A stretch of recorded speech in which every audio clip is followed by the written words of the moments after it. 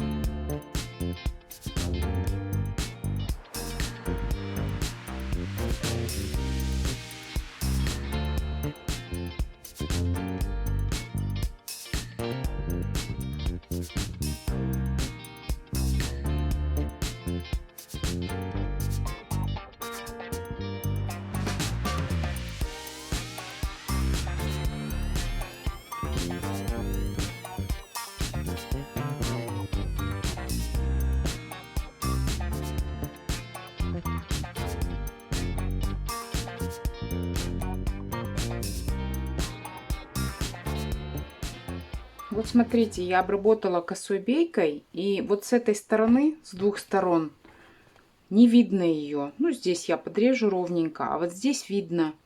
Именно для этого мне и нужны были вот эти вот оставшиеся лапшички, что ли, да. Вот так я буду прокладывать строчку и их пришивать. Они точно так же мне закроют косую бейку с этой стороны и с той стороны тоже.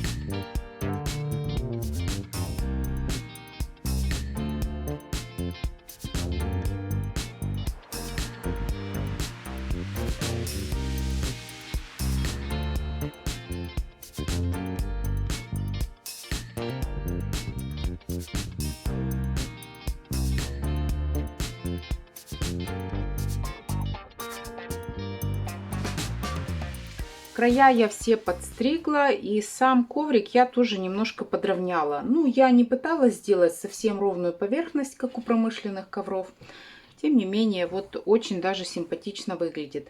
Размером он вышел 70 на 70. Ушло на него 13 трикотажных изделий разного размера. Ну, вот по цветам можно посчитать. Хочу предупредить любителей скоростного шитья. Такая техника вам, скорее всего, не подойдет.